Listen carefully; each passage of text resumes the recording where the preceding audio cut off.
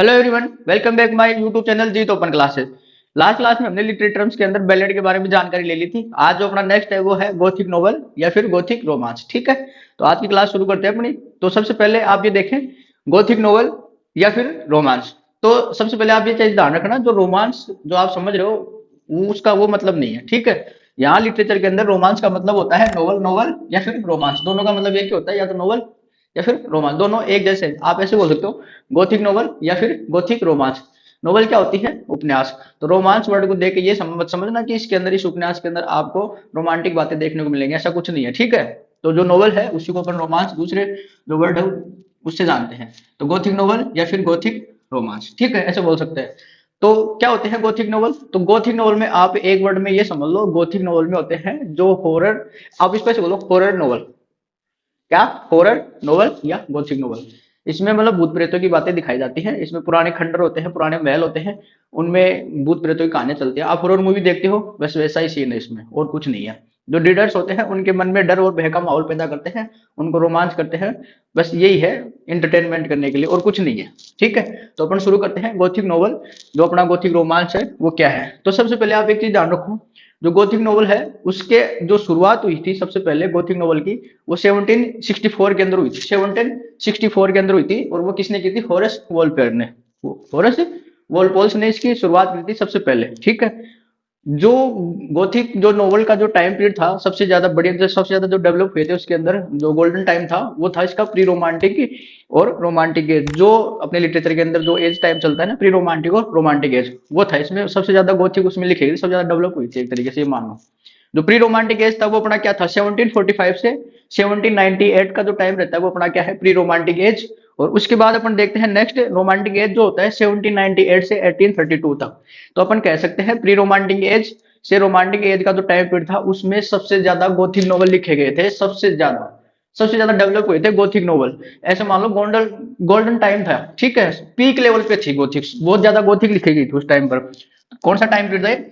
1745 से 1798 तक, ये तो था pre romantic as, pre romantic as. और इसके जस्ट बाद में शुरू हुआ था रोमांटिक एज। ठीक है, ये था 1798 से 1832 तक। तो ये जो टाइम पीरियड था ना, ये 1745 से 1832 तक, 1745 से 1832 तक, इस टाइम पीरियड के अंदर सबसे ज्यादा गोथिक लिखी गई थी। ठीक है, तो सबसे ज्यादा गोथिक कब लिखी गई थी? Pre romantic and romantic as का जो टाइम पीरियड है 1745 से 1832 के बीच में सर्वाधिक गोथिक लिखी गई थी, पीक लेवल पे थी, गोल्डन टाइम पीरियड बोल सकते हैं इसका एक तरीके से। ठीक है, तो ये ध्यान रखना। अब शुरू करते हैं अपना जो गोथिक है उसकी जो क्या है, उत्पत्ति कैसे हुई थी। ठीक है, फिर उसके बाद में अपने इसकी शुरुआत देखेंगे, फिर उसकी देखेंगे विशेषताएं, फिर इसके एग्जाम्पल देखेंगे। तो इन सब की बातें करेंगे आज की क्लास में। तो आइए शुरू करते हैं अपनी क्लास। तो सबसे पहले बात करते हैं इटोमोलॉजी। रेफर टू द गोथ्स, जो गोथ्स वर्ड है उससे ये उत्पत्ति हुई इसकी। एन अर्ली जर्मनिक, जो गोथ जो वर्ड है वो क्या था? जर्मनी के एक ट्राइब, एक जनजाति का जो नाम था। ठीक है, जो गोथ वर्ड है ये क्या थे? जर्मनी की एक जो ट्राइब जनजाति है उसका नाम था ये। और उससे ये फिर क्या हुआ, पूरी जो जर्मनी है, पूरा जो जर्मनी देश है उसको रिप्रेजेंट करने लगा ये जर्मनी। ठीक है, और बाद में क्या हुआ, ये मध्यकाल, वो जो मेडिवल जो टाइम होता है, मध्यकाल टाइम को दर्शाने के लिए काम में आने लगा। कहने का मतलब है जो गोथिक है अपनी, उसका जो गोथ वर्ड से इसकी उत्पत्ति हुई है। ठीक है, उसके बाद जो जो गोथ वर्ड है ना, ये जर्मेनिक ट्राइब जो जनजाति थी उसके लिए काम में आने लगा। फिर उसके बाद क्या हुआ, ये पूरे जो जर्मनी है, पूरे जर्मनी जो कंट्री है, पूरे जर्मनी देश को ये रिप्रेजेंट करने लगा। उसके बाद ये क्या हुआ, ये मेडिवल जो टाइम होता है, मध्यकाल काल, उसको दर्शाने के लिए काम में आने लगा। ठीक है, तो एक तरीके से अपन कह सकते हैं जो गोथिक जो वर्ड है वो गोथ से बना है, और जो बाद में जर्मनी के एक ट्राइब जाति से उसमें चेंज हो गया, रिप्रेजेंट करने लगा, फिर उससे ये जर्मनी जो देश है उसको रिप्रेजेंट करने लगा, फिर बाद में ये मध्यकाल को रिप्रेजेंट करने लगा, उसको दर्शाने लगा। ठीक है, नेक्स्ट देखते हैं अपन, Gothic architecture now denotes the medieval type of architecture.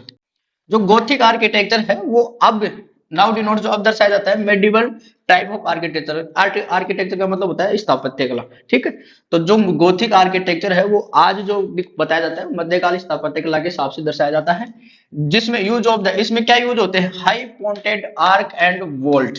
तो हाई पॉइंटेड आर्क का मतलब होता है ऊंचे नुकीले मेहराब, और वोल्ट का मतलब होता है जो अपना जो बरामदा होता है उसमें जो गुंबदाकार जो जगह होती है, यानी कि ऐसे मानो इसको, जैसे ये कोई महल होता है, ठीक है, उसमें आगे ये बने होते हैं, ये जो नुकीली जगह होती है ना, ये तो होती है आर्क, ठीक है, क्या होती है आर्क। और इसके अंदर ये जैसे अपने किलो के अंदर आप घूमे हो, किलो के अंदर उसमें जो सुरंग होती है बड़ी सी, उसमें राउंड शेप में होती है, ऊपर से ऐसे छोटी छोटी साइज में होती है राउंड शेप में, तो खूब बड़े सारा गलियारा, खूब बड़ा सारा गरियाला जो इस राउंड शेप में होता है उसको बोलते हैं वोल्ट। और फ्लाइंग बटरेस ये होती है जो इनके सारे, आप पुराने जो खंडर देखोगे उनके सारे पुराने जो पिलर होते हैं उनके सारे दीवार को सहारा लगाने के लिए ये बनाई जाती है, ऐसे बनाई जाती है, ठीक है। वहां जो जर्मनी के अंदर ऐसे ही चलते हैं कैसल वगैरह के अंदर, देखोगे आप गूगल करना, उसमें कैसल डालोगे उसमें दिखाएंगे आपको जो बटरेस क्या होती है, ठीक है।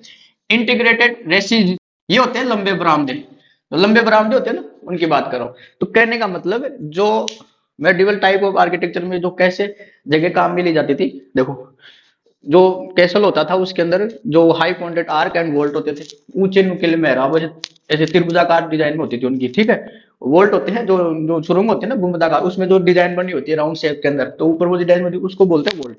फ्लाइंग बटरेस जो सारे के लिए जो दीवार के अंदर सपोर्ट लगाया जाता है बाहर की तरफ ऐसे नुकीले नुकीले, ठीक है। और इंटीग्रेटेड रेसेज होते हैं, ये लंबे जो सुरंग होते हैं गुंबदाकार होता है उसमें जो डिजाइन होती है उसके लिए ये हो गया, ठीक है। तो जो इसकी उत्पत्ति हुई है वो कैसे होती है, इसमें हाई नुकीले मेहराब और ये वोल्ट को आप ये मान लो बरामदे में गुंबदाकार जगह, ठीक है। और फ्लाइंग बटरेस होता है सहारे के लिए बनी दीवार, ठीक है। और इंटीग्रेटेड रेसेज जो होते हैं लंबे बरामदे, ठीक है, ऐसे समझ लो इसको, ठीक। ये तो होगी इसकी इटिमोलॉजी की बात। अब बात करते हैं इसकी बिगनिंग यानी शुरुआत कब हुई थी। शुरुआत मैंने बताई टाइप ऑफ प्रोज, ये गद्दे का एक प्रकार होता है, इसमें कहानी के रूप में दिखाया जाता है, काल्पनिक कहानी होती है, इसमें कोई रियल कहानी नहीं होती, ठीक है। इनऑगुरेटेड बाय हॉर्स वॉलपोल्स, जो हॉर्स वॉलपोल्स है उन्होंने सबसे पहले गोथिक लिखा था, कब लिखा था 1764 के अंदर, सबसे पहले उद्घाटन किसने किया था, हॉर्स वॉलपोल्स के अंदर उन्होंने कौन सा गोथिक लिखा, the castle of Otranto A Gothic story. जो गोथिक लिखा था उन्होंने, जो नोवेल लिखा था गोथिक नोवेल, उसका नाम क्या है ये ध्यान रखना, सबसे इंपॉर्टेंट है ये। हॉर्स वॉलपोल्स का जो गोथिक है उन्होंने उद्घाटन किया था सबसे पहले 1764 में, ये डेट ध्यान रखना। और इसका ये जो नोवेल है द कैसल ऑफ ओट्रेंटो, ये इंपॉर्टेंट है एग्जाम के लिए, अगर आपका गोथिक से कोई क्वेश्चन बनता है ना तो सबसे पहले यही बनता है, ये मान लो, ठीक है। जो उद्घाटन किया था गोथिक नोवेल का सबसे पहले जो कौन थे वो हॉर्स वॉलपोल्स, ठीक है। दूसरा क्या नोवेल था इसका, द कैसल ऑफ ओट्रेंटो, कब लिखा गया था ये 1764 के अंदर। क्यों इंपॉर्टेंट है, क्योंकि सबसे पहले शुरुआत इन्होंने की थी, हॉर्स ने, ठीक है। तो ये ध्यान रखना हॉरेस ने सबसे पहले शुरुआत करी थी, इसलिए ये सबसे ज्यादा इस टॉपिक के अंदर ये सबसे ज्यादा इंपॉर्टेंट वाला क्वेश्चन हो गया एक तरीके से एग्जाम के अकॉर्डिंग, ठीक है, बात करें तो। दूसरा, some writers followed Walpole's example by setting their stories in the medieval period, others set them in especially Italy over Spain। ये क्या कहने का मतलब है इसका, सम राइटर्स, कुछ जो राइटर होते हैं, कुछ राइटर्स थे, कुछ लेखकों ने क्या किया, जो ये होरेस वॉलपोल ने जो ये गोथिक लिखा था ना, ये द कैसल ऑफ ओट्रेंटो, इसका क्या किया, अनुसरण किया, इसका कॉपी किया। और अपना जो मध्यकाल जो पीरियड था उसके अंदर उन्होंने अपने गोथिक लिखने शुरू किए, उन्होंने अपने गोथिक लिखे, किसकी हेल्प से लिखे थे, इसके हॉर्स वॉलपोल्स वाले द कैसल ऑफ ओट्रेंटो से। तो सम राइट फॉलोड वॉलपोल्स एग्जांपल, यानी वॉलपोल्स के एग्जांपल को कुछ लेखकों ने उसको क्या किया, फॉलो किया, अनुसरण किया, bye setting their stories in the medieval period, यानी अपनी खुद की स्टोरियों में उनको काम में लिया, मध्यकाल में स्थापित किया, ठीक है।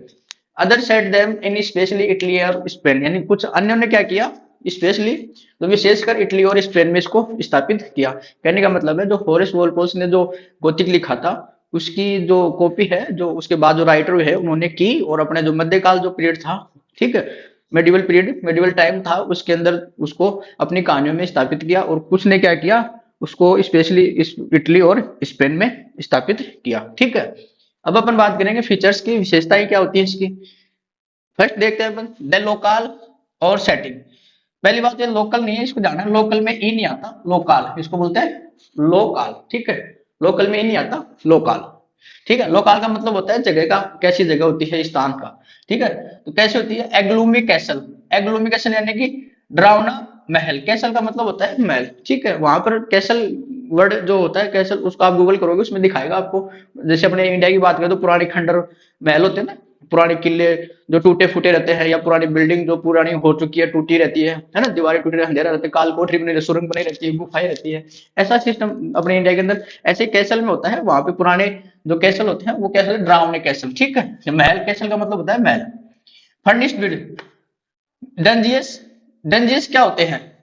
अंधेरी कोठरिया, काल कोठरिया बोल सकते हैं, यहाँ लिख देता हूं मैं इसको। अंधेरी काल कोठरी बोल दो, अंधेरी कोठरी बोल दो,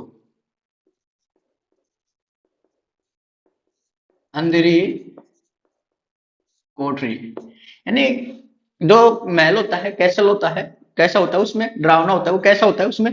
अंधेरी कोठरी होती है। सबटेरियन पैसेज, ये तहखाने सुरंग होती है। स्लाइडिंग पैनल्स, यानी कि जो खिड़की और जो दरवाजे होते हैं वो हवा में झूलते रहते हैं। उनमें जैसे आप हॉरर मूवीज देखते हो ना, उसके अंदर क्या होता है, जो छोटी छोटी सुरंगें दिखाएंगे उनमें एकदम बिल्कुल अंधेरा रहता है, जर्जर अवस्था में रहती है, उनमें घास वगैरह इधर टूटी फूटी दिखाते हैं, दीवारें जड़ी हुई दिखाते हैं, ठीक है। और कोठरी दिखाते हैं अंधेरी सी, जिसमें आप जाओगे तो आपको भय का माहौल पैदा होता है, आपको डर का माहौल मिलता है उसमें, ठीक है। स्लाइडिंग पैनल्स, जो खिड़कियां होती है, दरवाजे होते हैं, जब भी आप मूवी देखते हो उसमें अंदर क्या दिखाते हैं, जब दरवाजे खोलते हैं चू चू की आवाज आती है, चू चू ऐसे, है हवा से आपस में दोनों आपस में टकराते हैं, जो खिड़कियों के जो पल्ले होते हैं वो ऐसे गेट के। तो ये है ऐसा, इसका जो सेटिंग होता है वो कैसा होता है? एग्लोमिश कैसल, एक डरावना महल। डेंजरस, अंधेरी कोठरी होती है उस महल के अंदर। सबटेरियन पैसेजेस, सुरंग होती है, तहखाने होते हैं।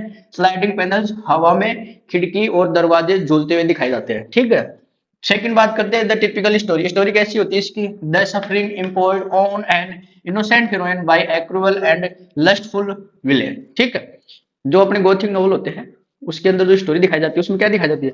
एक क्रूअल, एक निर्दयी, एंड ए लस्टफुल विलेन, एक काम वासना से परिपूर्ण एक विलेन होता है, जो क्या करता है, एक ब्यूटीफुल जो लेडी होती है, उस हीरोइन होती है, उसको उठा ले जाता है, वो क्या करता है, उसको कैसल में लेके जाता है, वहां पे उसके साथ अत्याचार करता है, उसको यातनाएं देता है, उसको उसके साथ मारपीट करना ये सब करता है, इसमें ये सीन दिखाते हैं, ठीक है।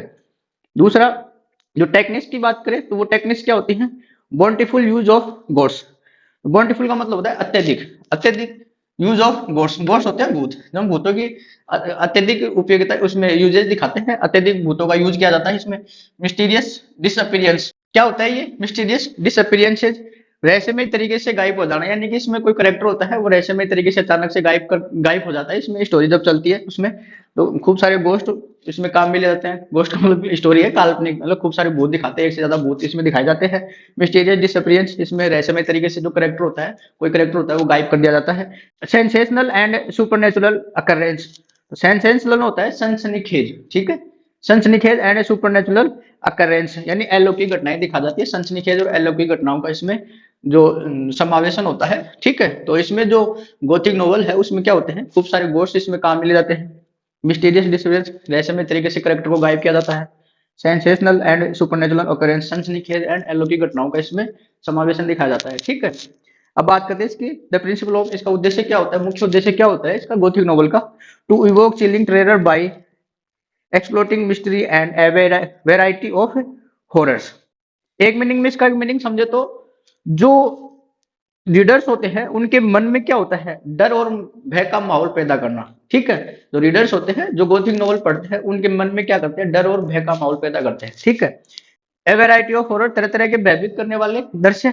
एक्सप्लोटिंग मिस्टीरियस, जो रहस्यमय तरीके से जो दृश्य दिखाए जाते हैं उनमें। टू इवोक चिलिंग टेरर, यानी कि ऐसे समझ लो तरह तरह के भयभीत करने वाले दृश्य दिखाए जाते हैं, जो दर्शकों को, जो रीडर्स होते हैं उनके मन में जो डर और भय का माहौल पैदा करते हैं, ठीक है। और उससे कहानी जो गोथिक है, नोवेल है, उपन्यास है, उसके अंदर उसको रोमांच मिलता है पढ़ने के लिए, उसको पढ़ने का मन करता है एक तरीके से, ठीक है। तो एक वर्ड में अगर इस फीचर्स की विशेषता समझे तो क्या होता है?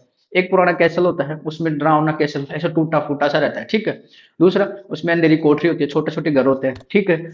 अगली बात करें अपन, जो तहखाने होते हैं उसमें सुरंग होती है। नेक्स्ट अपन बात है, जो दरवाजे होते हैं, जो खिड़कियां होती है, वो हवा में झूलते रहते हैं, एक दूसरे से टकराते रहते हैं, चू चू की आवाज उनमें आती रहती है, ठीक है। इसमें जो स्टोरी होती है वो कैसी दिखाई जाती है? एक विलेन होता है, वो एक खूबसूरत जो लड़की होती है, लेडी होती है, जो सुंदर जो हीरोइन होती है, उसको उठा ले जाता है और वो कैसल में रहता है, उसको बंधक बनाकर उसको यातनाएं देता है, उसको मारता पीटता है उसके साथ, ठीक है।